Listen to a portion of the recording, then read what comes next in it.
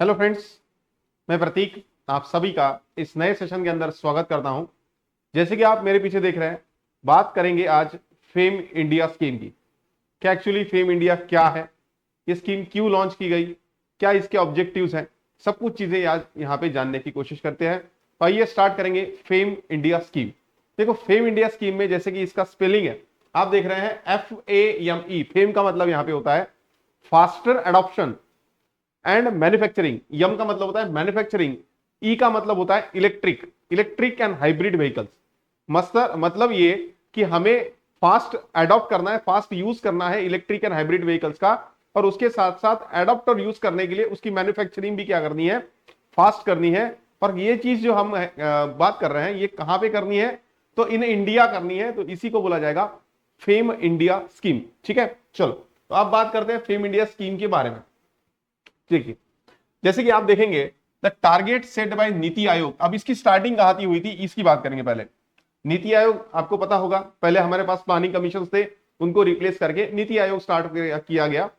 तो नीति आयोग का जो आप देखेंगे सेट टारगेट था, achieving of 100% electric vehicles by 2030 is a great initiative towards making India pollution free. जैसे कि हम बात करते हैं कि इलेक्ट्रिक व्हीकल्स जो है वो पोल्यूशन नहीं करती, और हम उनको मानते हैं ग्रीन व्हीकल्स। तो ऐसा बात था कि नीति आयोग बोल रहा था, उन्होंने टारगेट सेट किया था कि भाई 100% इलेक्ट्रिक व्हीकल्स हमें अडॉप्ट करनी है, यूज करनी है 2030 तक।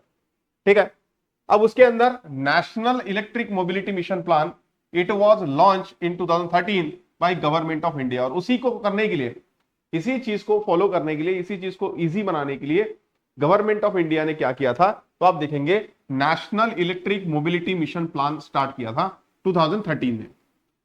Under this National Electric Mobility Mission Plan, the government is targeting to achieve 6 to 7 billion sale of electric and hybrid vehicles in India by 2020। मतलब हमें सेट कब टारगेट कब सेट किया था, 2013 में, 2030 के लिए। और 2020 तक कितना सेल होना चाहिए था, 6 to 7 मिलियन होना चाहिए था 2020 तक। ये उसका थोड़ा प्रीव्यू है कि ये सिस्टम या फिर ये जो स्कीम है वो कहां से स्टार्ट हुई, क्या इसका बेसिक है, क्या इसका बैकग्राउंड है, उसकी बात कर रहे हैं। अब देखो, national electric mobility mission plan intends to allow hybrid and electric vehicles to become the first choice for the purchaser, so that these vehicles can replace the conventional vehicles and thus reduce liquid fuel consumption in the country from the automobile sector।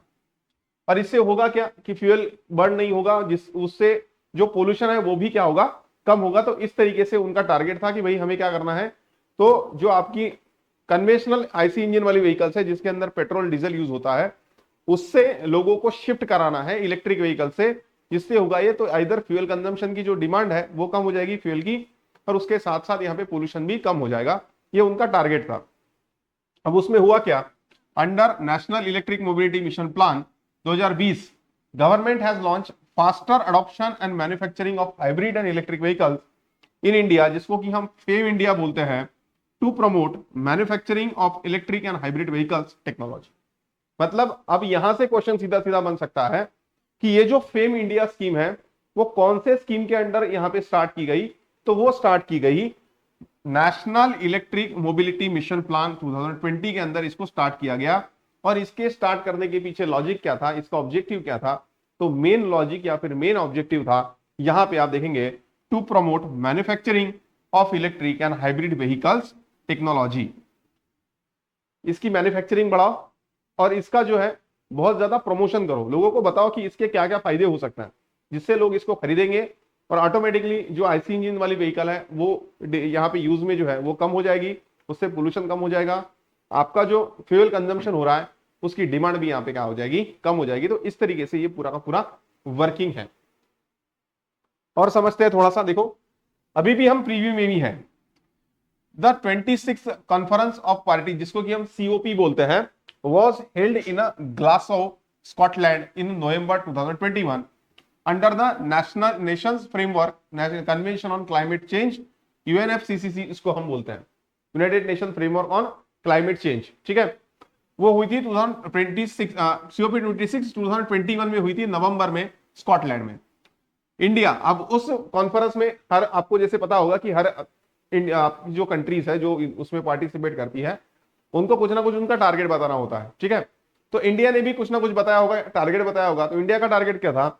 India represented by PM Narendra Modi made significant climate commitment to combat global warming. मतलब global warming कम करने के लिए India क्या क्या करेगा या फिर क्या क्या करने वाला है, क्या क्या कर रहा है, ये सब कुछ वहां पे हमारे जो पीएम थे नरेंद्र मोदी जी साहब उन्होंने बताया। उसके साथ साथ उन्होंने कुछ कमिटमेंट भी की कि आगे आने वाले समय में हम ये चीज अडॉप्ट करने वाले हैं, जिससे क्या हो कि ग्लोबल वार्मिंग हम कम कर सके। कम्बैक्ट ग्लोबल वार्मिंग मतलब ग्लोबल वार्मिंग को हम कम कर सके। उसी के अंदर बात करेंगे, PM Modi introduce a 5 point agenda called Panchamrit 5 ambassador declaration to strengthen India climate action. और उसी में ये जो COP26 थी, उसी में पीएम मोदी जी साहब जो थे उन्होंने 5 एक्शन प्लान बताया था, उसको कि हम यहां पे बोल रहे हैं पंचामृत। मतलब इन 5 पॉइंट पे हम काम करेंगे to combat global warming, global warming को कम करने के लिए, ऐसा पीएम साहब बोल रहे हैं। और उसी के अंदर आप देखेंगे इंडिया प्लीज, मतलब इंडिया शपथ लेती है to achieve net zero carbon emission by 2070।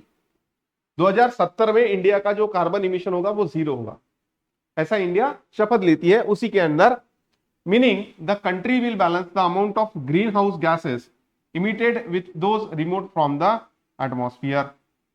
ये थोड़ा सा इंपॉर्टेंट है कि कब तक हम जो है नेट जीरो कार्बन इमिशन करने वाले हैं। तो 2070 तक जो है हम नेट जीरो कार्बन इमिशन करने वाले हैं। अब ये सब कुछ करने के लिए भाई पोल्यूशन तो कम करना पड़ेगा, उससे तो नहीं तो ये तो फिर क्या हो जाएगा, सिर्फ बोलने की बातें रह जाएगी, ठीक है ना। तो इसीलिए जो है फिर इस स्कीम को लाया गया, जिससे कि क्या हो कि पोल्यूशन आपका कम हो सके। तो बात करते हैं, central government launch the faster adoption and manufacturing of hybrid and electric vehicles in India fame India scheme in 2015। सबसे पहले 2015 से ये स्टार्ट हुई, ठीक है। चलो इसके दो फेजेस हैं, 2015 से 2019 तक और 19 से 24 तक, ऐसा कुछ इसमें है, उसकी बात करते हैं। देखो, the fame faster adoption and manufacturing of hybrid and electric vehicles is an initiative by the government of India to promote electric mobility and reduce dependency on a fossil fuels, जिससे क्या हो कि अल्टरनेटली हम बोल सकेंगे pollution कम हो जाएगी, pollution क्या हो सके, कम हो सके। और यहां से एक क्वेश्चन आप बन सकते हैं, पूछ सकते हैं कि पहले तो ये इनिशिएटिव किसने लिया? गवर्नमेंट ऑफ इंडिया का इनिशिएटिव था to promote electric mobility and to reduce dependency on fossil fuels. उसके साथ साथ आपको एक क्वेश्चन और पूछा जा सकता है कि ये जो सेंट्रल गवर्नमेंट का ये जो स्कीम है, इसके अंदर कौन सी मिनिस्ट्री जो है वो सबसे ज्यादा काम कर रही है? तो मैं आपको बताना चाहूंगा, यहां पे आप लिख लेंगे आपके नोट्स के अंदर, मिनिस्ट्री ऑफ हेवी इंडस्ट्रीज। कौन सी? मिनिस्ट्री ऑफ हेवी इंडस्ट्री, ठीक है, okay.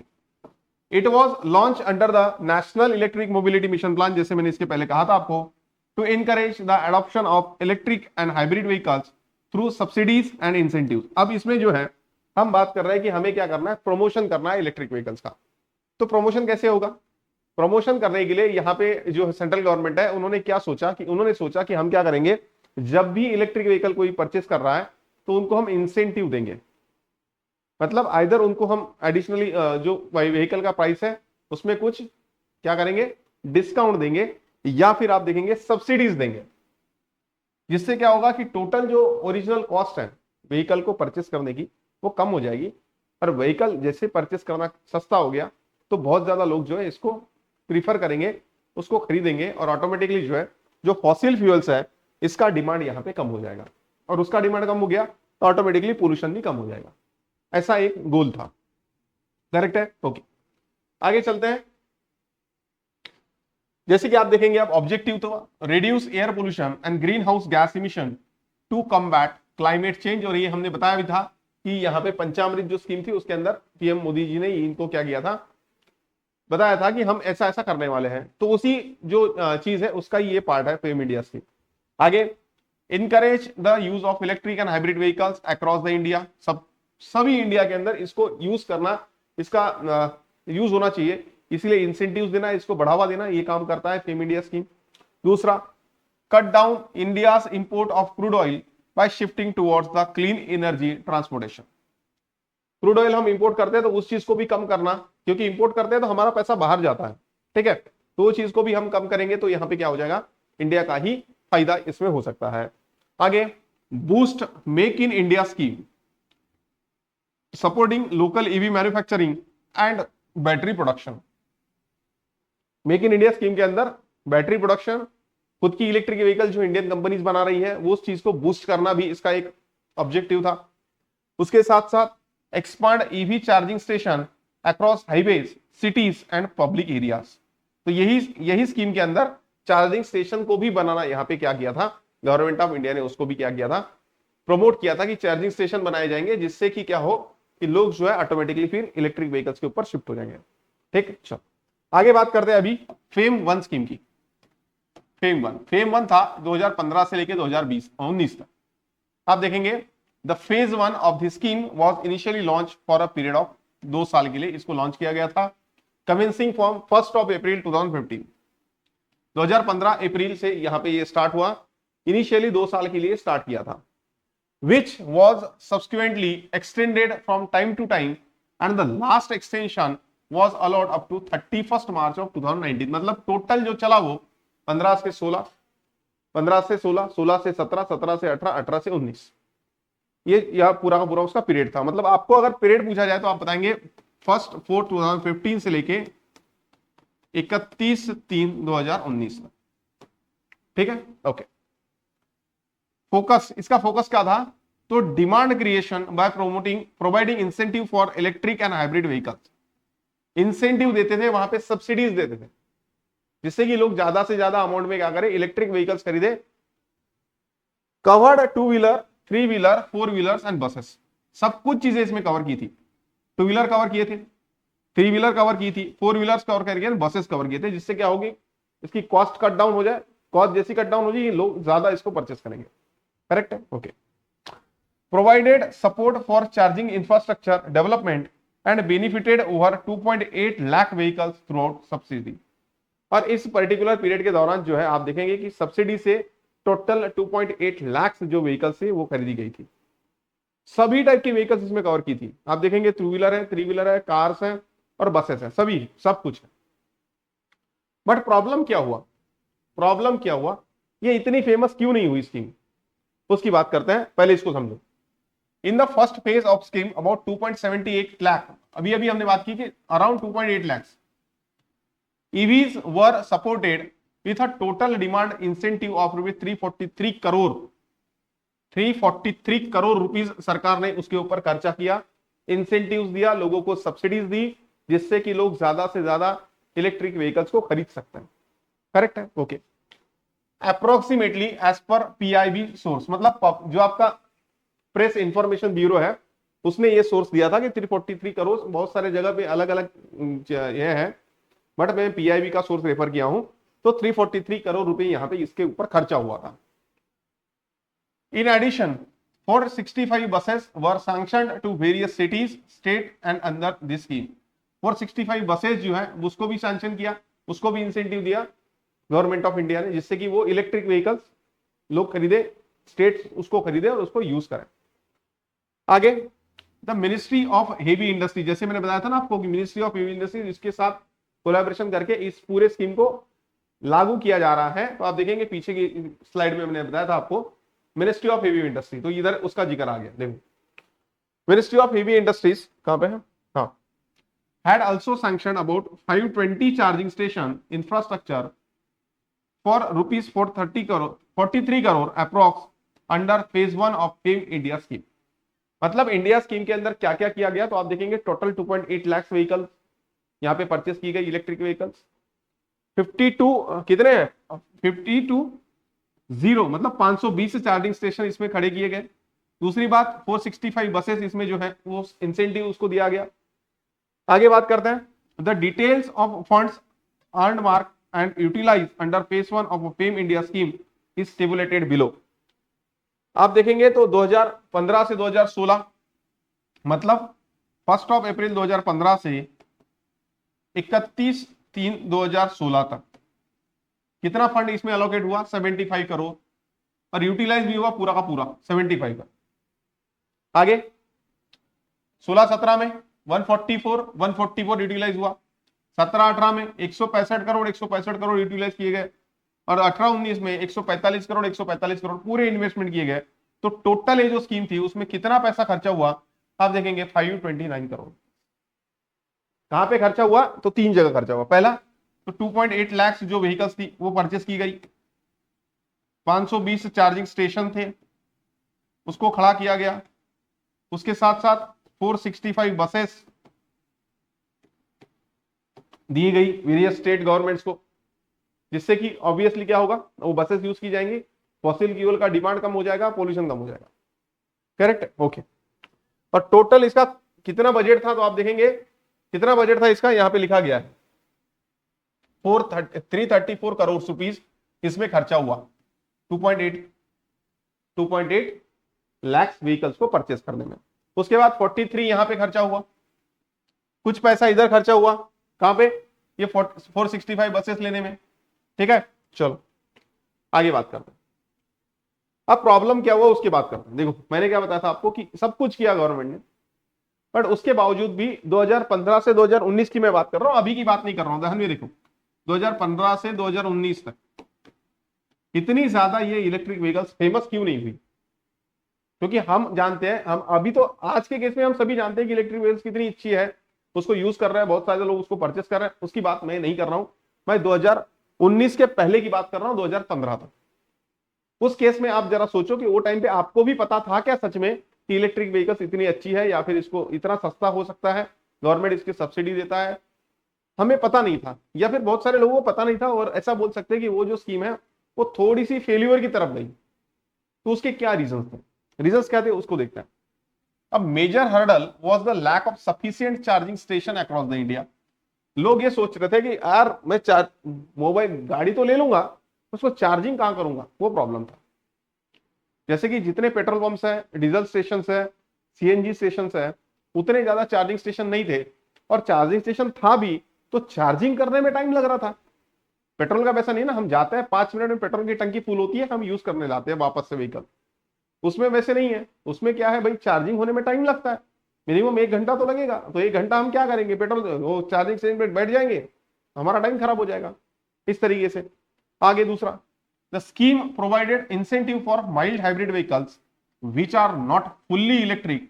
This leads to misuse of subsidy by automakers producing hybrid cars instead of promoting fully electric vehicles. ध्यान में रखो, इसका यूज जो है ऑटोमोबाइल की जो कंपनीज थी उन्होंने भी बहुत लिया। क्या किया उन्होंने, क्या किया, हाइब्रिड व्हीकल्स बनाई जो कि आईसी इंजन पे भी चलती थी और इलेक्ट्रिक के ऊपर भी चलती थी। हाइब्रिड एक्चुअली ये जो स्कीम थी वो इलेक्ट्रिक व्हीकल्स के लिए थी, बट उन्होंने हाइब्रिड व्हीकल्स को इसमें इंट्रोड्यूस किया, और इससे होना ये था कि कुछ ना कुछ तो डिमांड कम हुई, बट जितनी हम सोच रहे थे, जितना पैसा इसके ऊपर खर्चा हुआ, उसके प्रोपोर्शनेट में जो डिमांड थी वो उतनी ही रह गई, उसमें ज्यादा गिरावट आपको देखने को नहीं मिली। मतलब ज्यादा इसमें जो है फायदा नहीं हुआ, इस डिमांड का जो है वो मिसयूज किया गया। और कैसे मिसयूज किया गया? हाइब्रिड व्हीकल्स के लिए इसका मिसयूज किया गया। एक्चुअली इसका यूज होना चाहिए था इलेक्ट्रिक व्हीकल्स के लिए। दूसरा, FAME second later removed subsidy for mild hybrid to focus on pure EVs। और ये चीज जो है फिर गवर्नमेंट को पता चल गई कि यार ये तो प्रॉब्लम हो रहा है, हम सोच कुछ अलग रहे थे, लोगों ने फायदा कुछ अलग ले लिया। तो फिर जब FAME सेकेंड स्कीम आई, फेज 2 है इसके, 2 फेज है इसके, FAME 1 FAME सेकेंड। तो जब फेज सेकेंड स्कीम आई तो गवर्नमेंट ने क्या किया, हाइब्रिड व्हीकल्स को इसमें से निकाल दिया। उन्होंने बोला कि अगर हाइब्रिड व्हीकल ले रहे तो उसके लिए सब्सिडी नहीं मिलने वाली, क्योंकि हाइब्रिड में तो आईसी इंजन है ना भाई, और उससे तो पोल्यूशन हो रहा है ना, फिर हम सब्सिडी क्यों दे। आगे, even with incentive electric vehicles remain expensive compared to petrol and diesel alternatives. और इसकी वजह से भी ये जो स्कीम है वो ज्यादा फेमस नहीं हुई। तो ये सब कुछ उसके फेल्यूर के रीजन है, ऐसे आप बोल सकते हैं। फेल्यूर मतलब टोटल फेल्यूर नहीं था, बट जितना सोच रहे थे कि यार इतना सक्सेस होना चाहिए, इतना पैसा खर्चा किया, वो उतना सक्सेस नहीं हुआ। बोलने का मतलब ये है। आगे बात करेंगे। उसके बाद बात और क्या प्रॉब्लम था, और प्रॉब्लम था इसमें बैटरी कॉस्ट वर हाई, बहुत ज्यादा बैटरी का पैसा लगता था, making EV less affordable for mass production. Many potential buyers were unaware of EV benefits and subsidies under FAME 1। लोगों को पता ही नहीं था कि हमें सब्सिडी मिल रही है तो व्हीकल को खरीदो। लोग तो सोच रहे थे कि यार ईवी बहुत महंगी है, छोड़ दो, ठीक है, इस तरीके से। आगे बात करेंगे, concern over battery life, resale value and maintenance cost discourage people from switching to EVs. उन्होंने क्या हुआ, उसमें क्या हुआ, तो ईवी के अंदर बहुत सारे प्रॉब्लम थे, जैसे कि आप देखेंगे बैटरी की life, resale value, maintenance cost, ये सब कुछ चीजों को सोच के लोगों ने क्या किया, फिर ईवी को छोड़ दिया, या फिर ईवी के ऊपर लोग शिफ्ट नहीं हुए, जितना होना चाहिए था उतना शिफ्ट नहीं हुआ फोकस। उसके बाद the scheme lacked to clear long term vision for EV adoption, और उसमें लॉन्ग टर्म विजन भी नहीं था। जैसे कि आप देखेंगे ना, तो पहले बार ये 2 साल के लिए लॉन्च की गई थी, उसके बाद इसका जो विजन है वो थोड़ा थोड़ा बढ़ाया गया, और वो फिर लास्ट में 31/3/2019 तक बढ़ाई गई स्कीम। तो पहले से इसका कोई लॉन्ग टर्म विजन नहीं था, ये भी एक थोड़ा सा उसमें प्रॉब्लम हुआ। उसके साथ साथ industry players were uncertain about future government support affecting in private investment in EV manufacturing, और जो प्राइवेट इन्वेस्टर्स है उनको पता नहीं था कि गवर्नमेंट कितने दिन तक इस चीज को चला रही है। तो उससे हुआ ये कि उन्होंने खुद का पैसा उस स्कीम में नहीं लगाया, खुद का पैसा उन्होंने ईवी के मैन्युफैक्चरिंग में, ईवी को और प्रमोट करने के लिए नहीं लगाया, और जिससे हुआ ये कि जितना हम सोच रहे थे, जितना गवर्नमेंट सोच रही थी कि इसका फेमस होना चाहिए फेम 1 स्कीम को, उतनी फेमस ये फेम 2 स्कीम्स फेमस नहीं हुई। चल कोई बात नहीं, पैसा आ गया, लोगों ने व्हीकल्स खरीदे, सब कुछ हुआ। फिर क्या हुआ, फिर हुआ गवर्नमेंट को ये समझा गया, ये समझ आ गया कि यार कुछ तो गड़बड़ हो रही है, जितना हम सोच रहे थे उतना तो फेमस नहीं हुआ, और हम ये सोच रहे थे कि भाई पोल्यूशन कम होना चाहिए था, हुआ बट इतना नहीं हुआ जितना प्रोपोर्शन में हमने पैसा खर्चा किया था इस चीज को प्रमोट करने के लिए। फिर लाया गया इसका मास्टर सॉल्यूशन, जो कि था फेम सेकंड, और आप इसमें देखेंगे तो फेम सेकंड में बहुत सारे मेजर चेंजेस किए गए। पहला तो कि उसमें से हाइब्रिड व्हीकल्स की इंसेंटिव्स को हटा दिया गया। अगर हाइब्रिड व्हीकल ले रहे तो उसमें आपको कोई भी इंसेंटिव, कोई भी उसमें सब्सिडी नहीं मिलेगी। फेम 1 स्कीम में वो था, और उसका फायदा लोगों ने जम के उठाया। फेम 2 से वो चीज हट गई। फेम 2 में सब्सिडी मिलती है, इंसेंटिव मिलता है, बट प्योर इलेक्ट्रिक व्हीकल्स के लिए मिलता है, हाइब्रिड के लिए नहीं मिलता। जैसे कि आप देखेंगे फेम 2 फिर आया, फेम 2 आया, और फेम 2 में इसमें क्या हुआ, हर 3 किलोमीटर पर होगा ईवी चार्जिंग स्टेशन। फिर चार्जिंग स्टेशन को बूस्ट किया गया, चार्जिंग स्टेशन बढ़ा दिए गए। बहुत सारी न्यूज है, आप देखेंगे तो उसमें बहुत सारी न्यूज अलग अलग। उसमें 2 wheeler EV sales up to 300% hikes, 600K in 2022, incentive for private bus operators to take EV routine in the works. तो बसेस के लिए भी वहां पे इंसेंटिव दिए गए फेम 2 में। उसके बाद में आप देखेंगे this year it could be millions E bike fame, तो बाइक के लिए भी वहां पे इंसेंटिव दिया गया, जिससे कि क्या हो, उसको बूस्टअप मिल सके।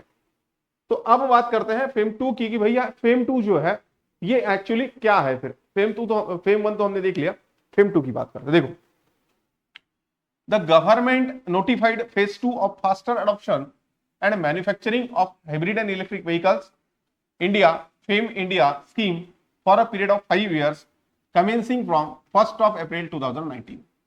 अब गवर्नमेंट को पता चल गया कि भाई पहले से लॉन्ग टर्म विजन रखो, तो फिर इन्होंने इस टाइम पे श्योर शॉट पहले ही एक साथ में 5 years के लिए ये स्कीम लॉन्च की गई। इसके पहले फेम 1 में क्या हुआ, पहले 2 साल, फिर थोड़ा और पीरियड बढ़ाया, तो फिर और थोड़ा पीरियड बढ़ाया। इसमें क्या किया, एक साथ में 5 साल के लिए स्कीम लगा दी गई। उसके साथ आप देखो यहां से आपको चीजें चेंज होती दिखाई देगी। फेम 1 में 2 साल के लिए पहले बार, फिर और एक बार, और 1 साल, ऐसा बढ़ा दिया गया पीरियड। इसमें एक साथ 5 साल का पीरियड दे दिया गया। उसके बाद fame India scheme phase 2 was launched with a total budget support of ₹10,000 crore। पहले का बजट बहुत कम था, इसका बजट फिर बजट भी बहुत बढ़ा दिया गया, जिससे कि बहुत सारी चीजें इसमें कवर कर सके।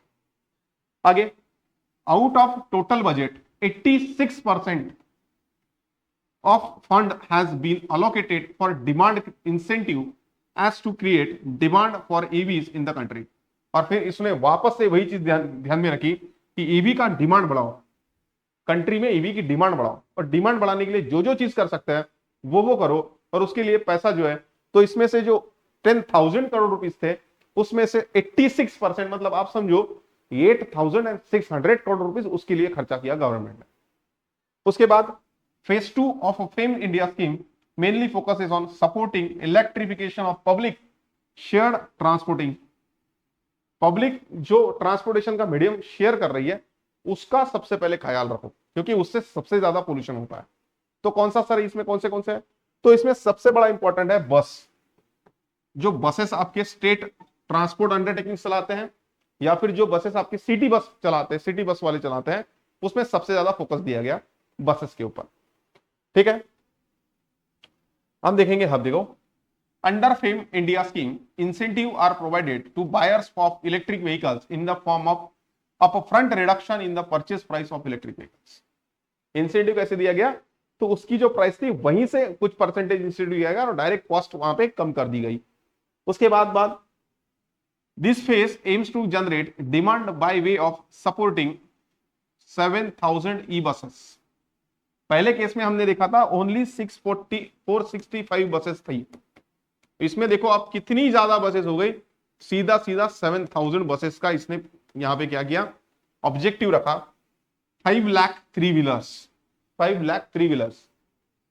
55,000 ई four wheeler passenger cars including strong hybrid and 10 lakh two wheelers. इतना उसका क्या था, एम्स का टारगेट था कि भाई इतने व्हीकल्स को हमें क्या करनी है, सब्सिडी प्रोवाइड करनी है।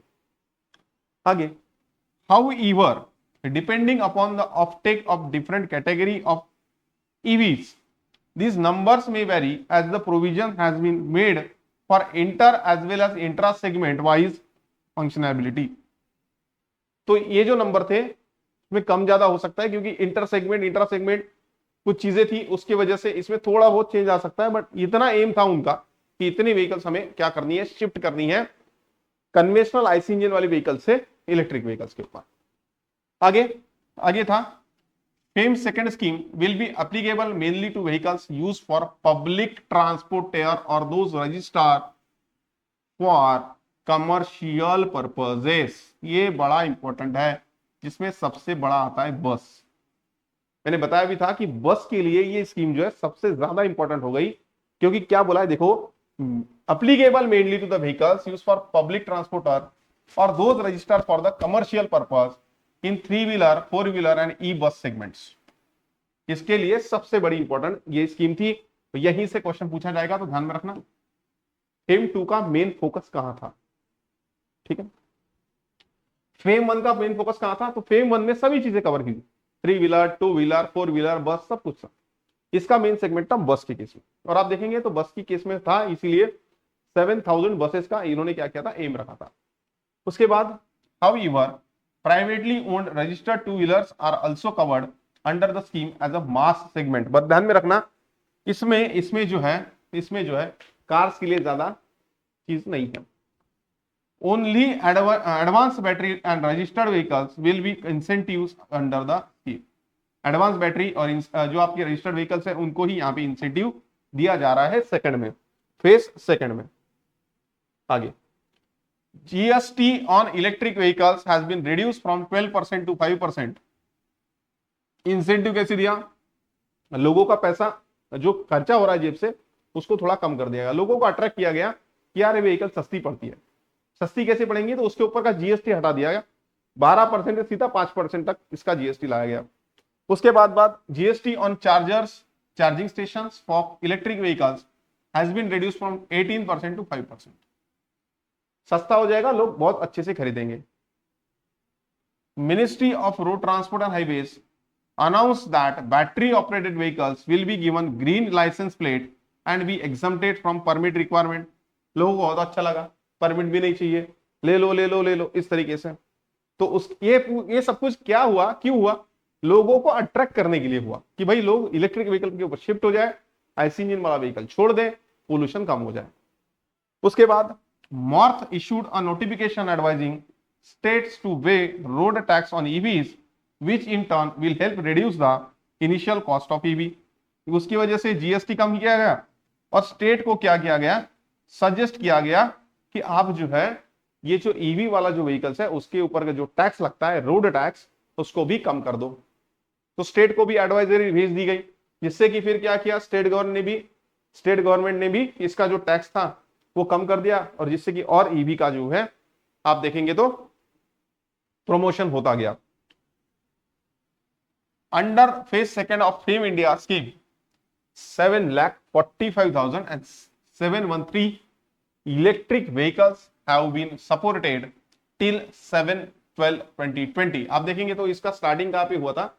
इसका स्टार्टिंग हुआ था इधर देखो, कब हुआ था? 1 अप्रैल 2019 को। वहां से लेके 7/12/2022 तक यहां पे कितनी सारी व्हीकल रजिस्टर्ड हुई? 7,45,713। पहली स्कीम के अंदर टोटल कितनी व्हीकल रजिस्टर्ड हुई थी? 2.8 लाख। इसमें उससे कितनी परसेंटेज हो गया डायरेक्ट? ये अप्रोक्सीमेटली उसके 3 गुना इतनी ज्यादा व्हीकल इसमें रजिस्टर्ड हुई by way of demand incentive amounting to about 3,200 crore rupees incentive दिया गया। इसका टोटल बजट कितना था? वो 10,000 करोड़ का था। ठीक है। Further MHI ministry of heavy industries has sanctioned 6,315 ई-buses to 65 cities, state governments for intra-city and inter-city operations across 26 states under the FAME India scheme। और उसके साथ साथ फिर इतनी जो बसेस थी 6,315 बसेस भी जो है वो 26 डिफरेंट स्टेट या फिर यूटीज में क्या की गई? डिस्ट्रीब्यूट की गई। डिस्ट्रीब्यूट करने का काम किसने किया? मिनिस्ट्री ऑफ हेवी इंडस्ट्रीज ने। जिससे कि क्या होगी? बसेस जो है पुरानी वाली बसेस छोड़ दो जो आईसी इंजन पे चलती है, बहुत ज्यादा पोल्यूशन करती है, आप इलेक्ट्रिक व्हीकल लो, जिससे क्या होगा कि पोल्यूशन कम हो जाएगा। तो ये भी यहाँ पे किया गया, सब कुछ किया गया जिससे कि क्या हो, इलेक्ट्रिक व्हीकल्स का प्रमोशन कर सके, उसका यूज लोग करें। उसके बाद में अचीवमेंट ऑन अपडेट्स, इसके अचीवमेंट क्या थी? फेम सेकंड की अचीवमेंट क्या थी? फेम सेकंड की अचीवमेंट थी over 7 lakh electric two wheeler subsidy दी गई। Approval for 7,000 plus electric buses for state transport undertaking. आपने देखा ना कि इतनी सारी व्हीकल्स उन्होंने दे दी 6,315, तो यहां पे बोल रहा है 7,000, अप्रोक्सीमेटली सेम है। तो इतनी सारी बसेस जो है वो स्टेट ट्रांसपोर्ट अंडरटेकिंग को दिया गया। Charging infrastructure expansion with a target of 2,700 charging station all over India में यहाँ पे बनाए जाएंगे, इतनी उनका टारगेट था। उसके साथ साथ और क्या हुआ? चैलेंजेस क्या थे इसमें भी? Slow adoption due to high upfront cost, charging infrastructure is still developing and industry demand for more subsidy and better implementation. तो ये उसके भी कुछ ना कुछ प्रॉब्लम थे, चैलेंजेस थे, बट पहले स्कीम के मुकाबले इसके चैलेंजेस बहुत कम है। लोग अब थोड़े थोड़े जो है इलेक्ट्रिक व्हीकल्स के ऊपर शिफ्ट होने स्टार्ट हो गए हैं। और इस तरीके से जो है हमारा जो है यहाँ पे फेम 1 एंड फेम 2 जो स्कीम है, दोनों स्कीम जो है यहाँ पे कंप्लीट होती है। जिसके अंदर हमने बात की कि भाई फेम 1 का ऑब्जेक्टिव क्या था, इसका स्टार्टिंग कहाँ हुआ, बैकग्राउंड क्या था, फेम 1 में क्या क्या किया गवर्नमेंट ने, और फेम 2 में कितना बजट एलोकेशन था, क्यों था, कहां पे उसका खर्चा हो रहा है, ये पूरी तरीके से हम यहाँ पे जो है फेम 1 और फेम 2 को कवर किया है। और ये जो चीज है आपके एग्जाम के लिए इंपॉर्टेंट है। आपसे मैं अगेन रिक्वेस्ट कर रहा हूं कि अगेन आपको अगर कंटेंट अच्छा लग रहा है, अगर ये चीज आप यूट्यूब पे देख रहे हैं, तो आपके दोस्तों के साथ ये कंटेंट शेयर कीजिए, उनको भी इस कंटेंट का जो फायदा है वो होना चाहिए। ठीक है, चलो। और मैं इस लास्ट में यही बोलूंगा, शेयरिंग इज केयरिंग, कि केयर कीजिए उनके साथ। ये मटेरियल अगर आपको अच्छा लग रहा है तो शेयर कीजिए। और आज यहीं पे हम रुकते हैं, मिलेंगे नेक्स्ट लेक्चर के अंदर कुछ नए टॉपिक के साथ में। तब तक के लिए बाय बाय, थैंक यू।